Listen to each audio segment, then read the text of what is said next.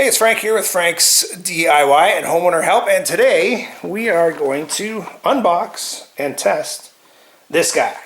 I finally got a portable battery booster pack, air compressor built in, that kind of thing, and I decided to get the Motomaster Eliminator. And the reason why I got that is because it's the cheapest one I could get with 1400 amps of maxed current and 700 crank amps. So this actually, well, it cost about 140 bucks. It was on sale at Canadian Tire. The next most comparable unit at 1400 amps is the DeWalt, and it comes in at over 200, like 210, 215.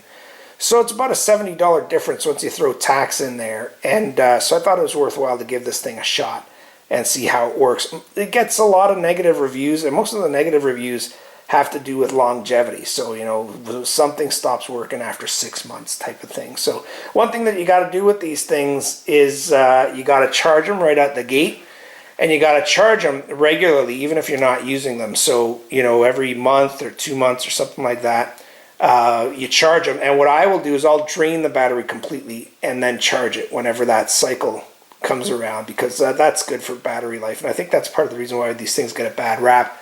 They don't get the basic maintenance that they require. So anyway, I got it because we do a bit of camping, we do a little day tripping, and it'd be good to throw this in the car just in case you need it for a boost or for some air. And it's going to have a teeny little air compressor in there, so it's not something you want to use every day. And I do have my own compressor there. I just don't like lugging this around when I got to fill up kids' tires and stuff like that, and you know, basketballs and that kind of thing. So I think this will get a decent amount of use. I've always wanted one. Let's unbox it, we'll charge it, and then we will check it out. Thanks for joining me. Okay, so first thing, there was a sticker up here that said charge it before you do anything with it. So we will just unbox it, get a quick look at it, make sure all the accessories are in there, and then we'll charge it up and get back at it. So this is nice. Comes with a little needle for your sports equipment. That's handy. I don't always use a bunch of those. Instructions. Hopefully they are Canadian or American written so that we can actually understand them. And here she goes. Oh, it's heavy. Okay, there she is. Oh, comes with a little charger for your car. I imagine this thing will get pretty hot and take quite a while to charge, but it's good to have again. And this is what we got. So, it does require charging. And I think you just plug it in right there. See that? So you just plug it in there, let it charge until it's at its maximum capacity, and then we'll get back to it.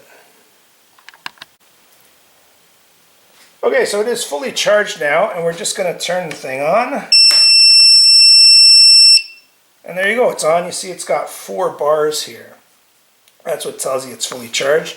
Gives you also the voltage that it's charged at right there, 12.8. I just pushed it in the air compressor mode, and that is the, when you push it in, that's the setting that it's at. You can change it up or down, and we will test that out today. The bars here, the 4 bars that you see, are the power. So 4 bars means a full charge, so it's all set to go. If you want to use this to actually use the boost, then you just turn it into the on position here,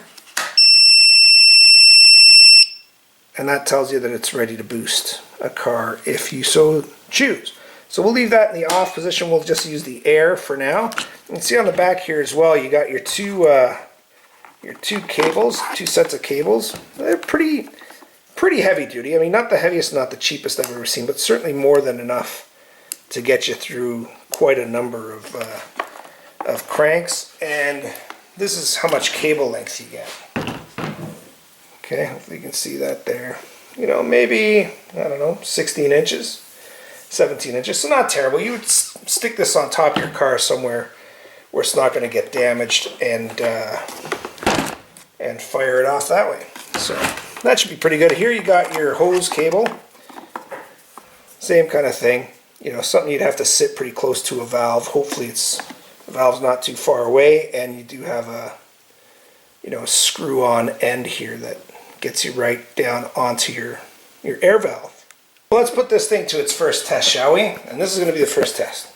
Standard basketball, 7 to 9 pounds. So let's see, I haven't even read the manual on this, but it should be relatively self-explanatory, I hope.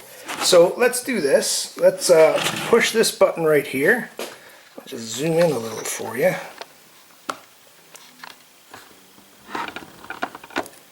Okay, how is that? So this button right here is the air button. Turn it into air mode and see it's set for 30 psi.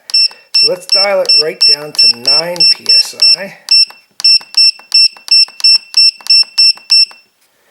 And we'll go back here and we will put the needle on. Put the needle on the record. Put the needle on the record when the drum beat goes like this. Sorry, I'm dating myself, I guess.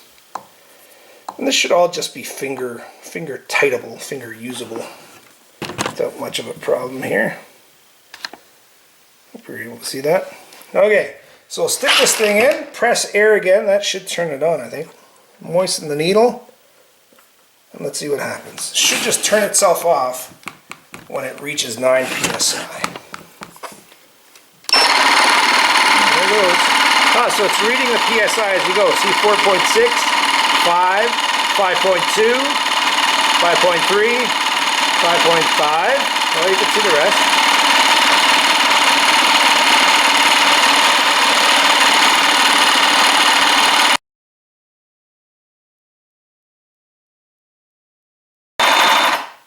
All right. Also, it's at 9.6. Went from 8.9 to 9.6. Jeepers. Okay, so we're not going to cry over 0.5 of a PSI. I mean, the one interesting thing was that it slowed itself down as it got close to the number you programmed it in. And the basketball seems pretty darn good. Ready to play. So it passes test number 1. Now we're going to do a truck tire. You know what? Also, I will tell you, it was a lot quieter than I thought it would be. I did have a portable compressor, a little teeny one, and that you stuck in your cigarette lighter, and that was a lot louder than this. So that one positive here is that it's not that loud. I mean, it's not really something you care about because you're more or less in an emergency situation. You don't really care about a bit of noise, but this one is nicely quiet, and it's probably because it's built into this box somewhere. It's probably sitting in here somewhere, and it gets a lot of soundproofing. So now we'll take off the needle. We know that worked all right. We'll try and fill up the car tires and see how they do. Okay, so one thing I wondered about this when I unboxed it was whether or not this hose, this air hose, was long enough for, you know, a big tire like a truck tire. And you can see that, yeah, I can easily, you know, cover anywhere on the tire, no problem. So let's see what we got here for PSI. And I don't know, I'm not an expert on tire inflation, but I do always go to this chart right here, which shows you your tire pressure. Right there, tire loading information. And it's saying it wants 39 psi. You can see that number right there. Cold tire pressure, 39 psi in front and rear and the spare. So that's what we'll put in it. We'll set it. And again, it'll be interesting to see how long it takes this to fill them up. It's not filling up the tire from scratch. They're probably down a little bit because I haven't filled them up for a while. But you know, it took a couple of minutes to fill up that basketball. But the thing is this, you're just using this like in an emergency situation, right? You're using this if you go wake up in the morning, your tire's flat and you need to get to the to the shop to get it fixed. I mean, you're not going to be regularly inflating your tires with this. So as an emergency goes, if you got to wait 5-10 minutes for this to fill up, I don't think that's a big deal as long as it does the job. And we'll test exactly that.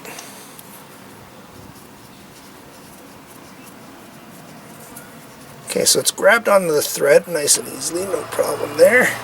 It's tightened up really well. So now again, we will push the air button. I'll show you it here. Push the air button. See if I can zoom in on it a little bit for you. Bring it up to, what do we say, 39, right?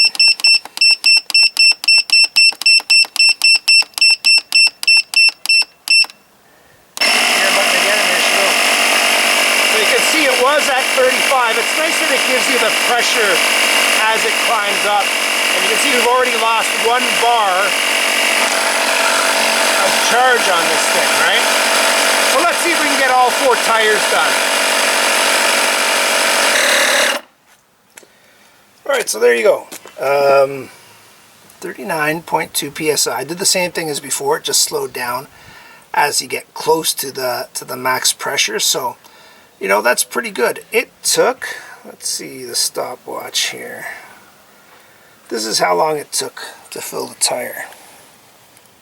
4 minutes and 12 seconds. Which isn't bad. I thought it might take a little longer. Obviously I'm not filling the tire from scratch, but the bigger the tire, the longer it's going to take to fill it. But this is a standard Ford F-150 truck tire. So 4 minutes per tire I think is pretty decent. We still got, you know, now it's back up to 4 bars, although it dropped down to 3. So I'm going to do all the rest of these tires, and then I'm going to check out the boost feature by operating one of my powered winches, and then we'll see how she does. Okay, so far the unit passed the sniff test as far as the compressor. It filled all 4 tires. It took about 5 minutes per tire. And I don't know if that's good or bad, but I mean, if you're going to use this in an emergency, so I'm sure you wouldn't mind waiting 5 or 10 minutes to get your tires filled in an emergency. But let's check the pressure. I got this tire gauge here, so we'll just check it to see if this gauge agrees with the amount. So 39, 35, 36, 37, exactly 39 psi. Look at that. Pretty good. All right, so that's a good thing. That's a definite pass. Now we're going to do a quick check on the power pack, and I'll show you how we're going to do that in just a sec. Machine passed as a compressor. I thought I should check the light too, so that's the light. Well, that works. See, it's got a bit of a swivel to it here as well. I guess in a pinch that could be useful to me. I mean, it doesn't really matter. It's not what I got it for. Now I'm going to try it out as far as a booster pack. So I'm not going to charge up a car battery or anything, but I do have this winch here. And part of the reason why I got this thing is because I do need to use this winch to hoist stuff up in my garage from time to time. And so it'd be nice to have this battery pack. I do have a battery itself sitting there, but it'd be a lot easier if I could just plug it in this power pack. Hey Tara, who's my assistant? Tara the golden doodle is always willing to help, aren't you, boy? All right, so where was I? Yes, so I'm just going to connect it to the winch and see if it gives me enough juice to run it in and out. It's a big monster. It's a 4,000 pound winch. And I don't usually lift 4,000 pounds with it, but when I need it, I need it. So I'm just going to connect it to these leads here, and we'll give it a go and see if it works all right.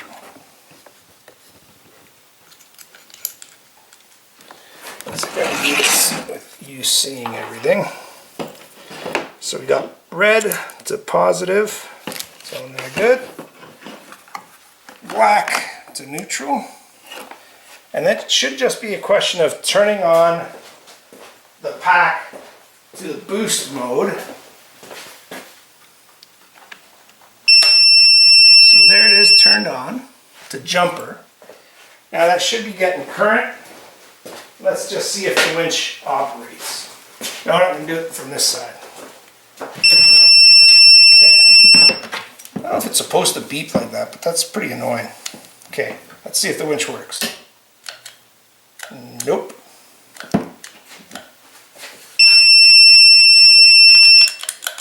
No juice whatsoever. Okay, why could that be?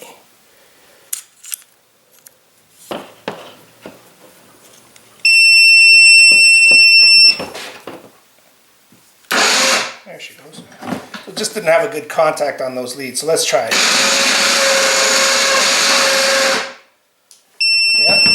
See the winch operate from there? Not really, eh? Well, let's set you up there.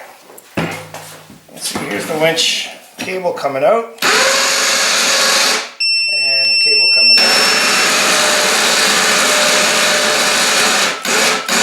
Feels pretty strong. So, again, this thing gets a pass. So, we did all those 4 tires. Let's turn the boost off and put these leads back where they're supposed to go. And you can see after charging the 4 truck tires,